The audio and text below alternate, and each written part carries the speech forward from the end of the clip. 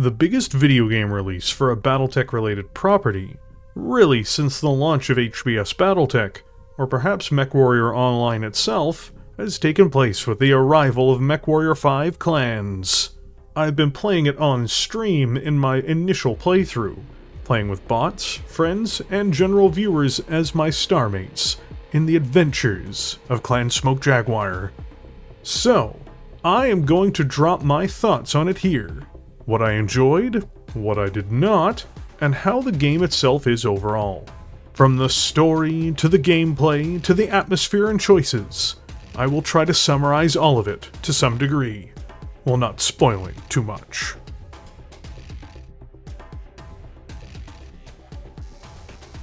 I did not receive a review copy for this game, nor did I receive early access to it. This review is not paid for. Just as a quick section before we get started, throughout my playthrough I saw very few bugs, until the last 2 missions, where my enemies kind of did not respond in some scripted locations. As far as performance goes, many people claim they had issues. I ran the entire game at 1440p on high settings without any problems, though I did not engage any different settings than the baseline of what the game started with based off of my configuration. I do have a powerful computer, however, so this may play into it. So, on this front, I think the game is adequate, though other people have had different experiences.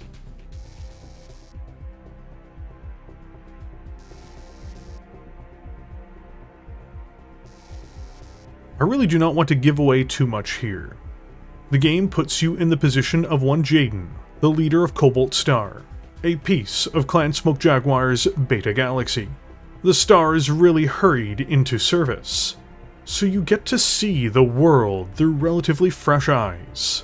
The journey is about the characters discovering more about themselves, and making decisions on their own futures, or suffering from the decisions of others. There are highs and lows for the entirety of the cast involved. I am not intending on spoiling where it all goes, but it covers multiple worlds, with basically each planet being its own campaign.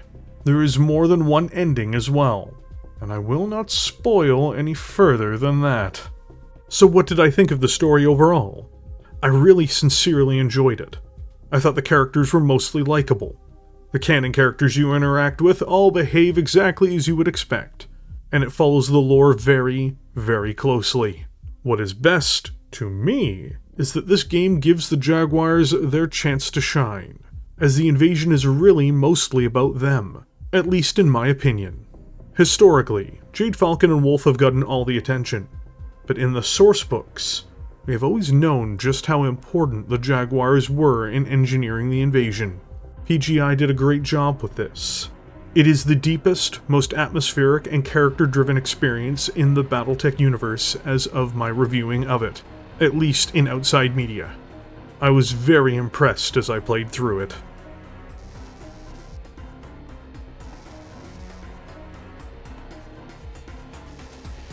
So, let us talk about the gameplay. Have you played Mechwarrior before? Oh, you have? Perfect. There is no need to discuss any of this further. All jokes aside, yes, this is a Mechwarrior title, much like any other, but it does have refinements. First of all, it does have a much more friendly console control system, or so I have heard, because I simply used the classic control scheme from the start. It is very similar, though not identical, to Mechwarrior 5 Mercenaries in this respect, except you are using clan weaponry, and oh boy does that make a difference, but we will get to that shortly. More or less, you move around and control the battle mech you are piloting either using the keyboard and mouse or a controller, and you do so from either a first-person or third-person perspective. Achieving objectives is the name of the game, and usually involves fighting and destroying your opposition. I know, shocking. Things die in this game, fast, compared to Mechwarrior 5 Mercenaries, where all of the technology is comparatively very primitive. Clantech vs Inner Sphere mechs? It is ruthless, which is why your opponents often come in great waves to confront you. Some weaponry is also just glaringly superior to others, much like in the tabletop game. ballistics just do not carry much of a shine outside of very heavy systems compared to energy weapons, for instance. The experience is very different in this respect, and combat seems to flow very smoothly. I felt very powerful piloting these mechs, exactly as I should, and that was a great experience. It was like firing up Mechwarrior 2 when I was a kid, which is just awesome. There is a mech lab, though I am poor at rating these things. It seems to just have everything I would expect from it, given the limitations of Omnipod systems in terms of modifying core chassis, though this game does cheat a bit, allowing you to add armor pods to mechs you have, something that cannot be done normally in universe, at least typically. A lot of people want Yamal level mech labs, but it is just something to me that makes a lot of the platforms truly generic, and doesn't make sense in the context of the game. I am sure people will eventually mod such features in, but the mech lab makes sense for what it is. Missions are linear, though have different approaches in some cases as to how to handle them. They are replayable as well, and do contribute to building up experience for your star. Progression is simple. The more you fight, the more your pilots and mechs level up. You also earn access to greater and heavier battle mechs as you move through the game.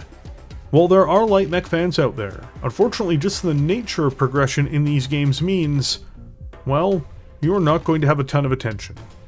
Overall, I felt this part of the game is very polished, barring the prior glitches I mentioned before, and has a satisfying gameplay loop. The handcrafted missions also were a wonder to go through, and provided much more interest to me than procedurally generated ones that we see from Mechwarrior 5 Mercenaries. So what I am saying is that it has been a lot of fun, and it is especially fun in co-op mode.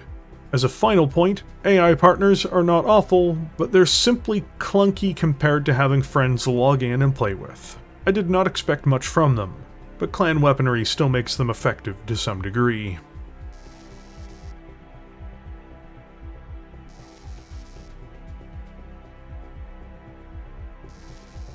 The one part of the game that I consider a major letdown. While the gameplay loop is fun, the missions are great, and the story is well crafted, this is the one dragging point for me. There are a lot of reasons, I am sure, that the roster is only 16 mechs, but it does not really matter at the end of the day. The roster is what it is for the base game. Now, during streams where I played through this game, and lamented that this was the case, many were quick to point out to me, "But Big Red, clearly you do not understand. Canonically, Frontline Galaxies would be using these mechs and no others, or few others, so it is fine." So that is not how gaming works, nor is that how Mechwarrior has worked in the past. Mechwarrior 2 included second-line mechs in its base roster to add diversity of chassis and playstyles to the game. The tabletop roughly does the same thing for the most part too, because there's only so much that can be done with the baseline mechs. I am sure there will be DLC around this at some point, but frankly I work on the channel too much to really play games very often anymore, which is really ironic. So what that means for me is I have to look at the original experience and judge it based on that. DLC is great when it is adding something to a game. DLC is bad when it is filling vital holes or niches that should have already been covered. In this case, it very much feels like the latter. The biggest problem I have is that most of the mechs I got, I felt constrained by. I did not feel like I got to pilot the mechs I wanted to, and that includes factoring in omnipods. It was the single biggest drag on my experience. I know it sounds crazy from a lore guy to not care about the game's baseline roster being lore accurate, but frankly, I do not. Gameplay always comes first, and this is the one space where I felt the game really let me down, and fell short.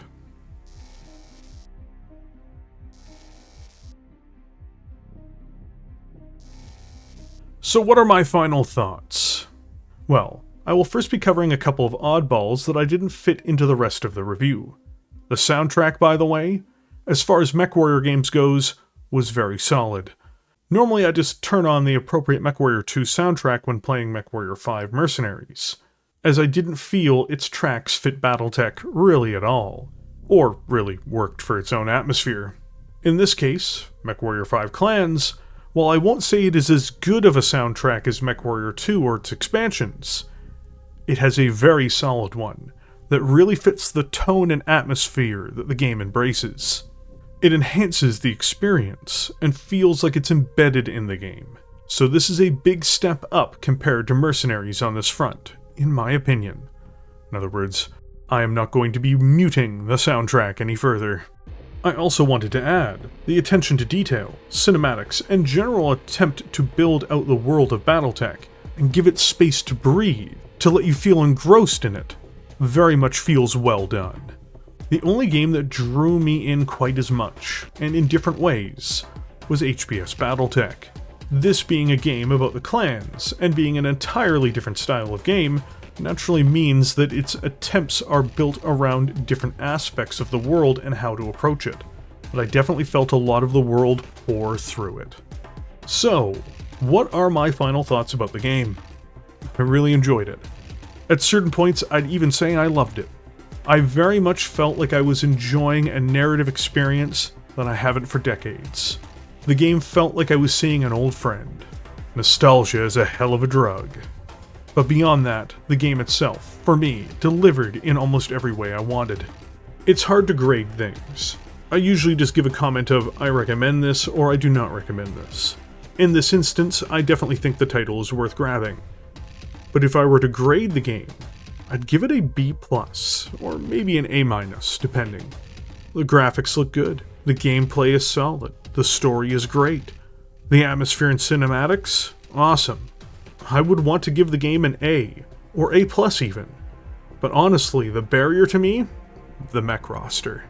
I mentioned as to why in the prior portion of this video, so I will not dwell further on it here.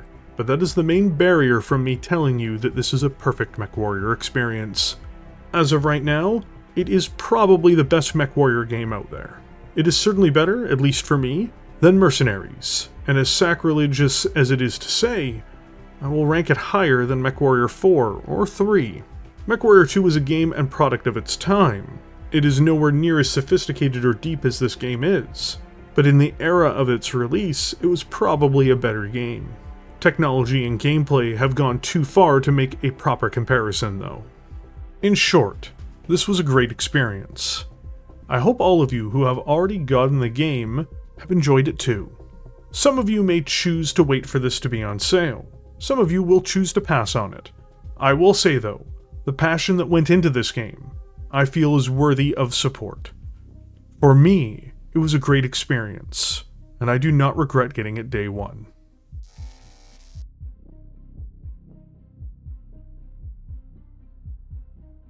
Thank you all for joining me here today. I just want to give everyone a fun fact. I created this entire review without any contractions. So, I just wanted to say, if you enjoyed this video, don't forget to hit like. If you're new here, don't forget to subscribe if you're looking for more Battletech and Mechwarrior related content. And I also wanted to give a huge thank you to channel members. This is really only made possible because of viewers like you. And with all of that said, I will catch you all next time. And hopefully, it will be the NovaCat video.